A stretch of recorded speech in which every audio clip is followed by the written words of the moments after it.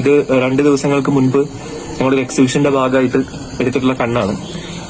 ഈ കണ്ണില് ഞാൻ ഇത് 2ആയിട്ട് മുറിച്ച ഒരു കണ്ണിന്റെ ഭാഗം കാണിച്ചു തരാം. ഇത് നമ്മൾ 2ആയിട്ട് മുറിച്ചിട്ടുള്ള ഒരു കണ്ണിന്റെ ഭാഗമാണ്.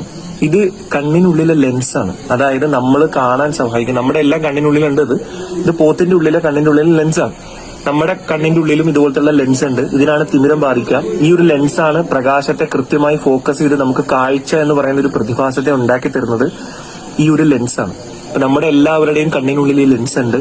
ഇത് തന്നെ ദൈവത്തിന്റെ വലിയൊരു ദൃഷ്ടാന്തമാണ്. നിങ്ങൾ ആലോചിച്ച് നോക്കിയേ, ഇതുപോലൊരു ലെൻസിനെ കൃത്യമായ രീതിയിൽ നമ്മുടെ കണ്ണിനുള്ളിൽ ഘടിപ്പിച്ചിരിക്കുന്ന സൃഷ്ടാവിനെ നമ്മൾ മറന്നുപോയാൽ അത് വളരെ വലിയൊരു നഷ്ടം തന്നെയായിരിക്കും എന്ന് പറയാനുള്ളൂ. പ്രത്യേകിച്ച് വേറൊന്നും ഇതുപോലുള്ള കാര്യങ്ങൾ കാണുന്ന സമയത്ത്, ഒരു ജീവിയെ കാണുന്ന സമയത്ത് പ്രത്യേകിച്ച് നമുക്ക് വേറൊന്നും പറയാൻ കഴിയില്ല. കാരണം അത്രയ്ക്ക് അത്ഭുതങ്ങളിൽ അത്ഭുതമാണ് ഈ ഒരു ജീവി എന്ന് പറഞ്ഞാൽ. നിങ്ങൾക്ക് ഇപ്പൊ കാണാൻ കഴിയുന്നത് കണ്ണിന്റെ ഉൾവശമാണ്.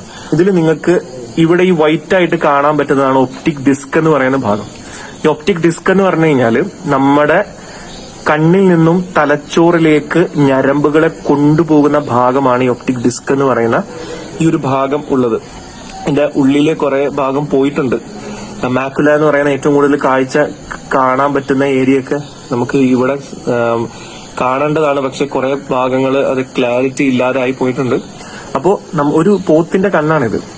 നമ്മുടെ കണ്ണിന് കുറച്ചൊക്കെ വ്യത്യാസങ്ങളുണ്ട്. ദൈവത്തിന്റെ വലിയ ദൃഷ്ടാന്തമാണ് നമ്മുടെ ശരീരം. നമ്മുടെ ശരീരത്തെ കുറിച്ച് മനസ്സിലാക്കാൻ കഴിഞ്ഞാൽ നമുക്ക് നമ്മുടെ സൃഷ്ടാവിനെ കുറിച്ച് മനസ്സിലാക്കാൻ കഴിയും.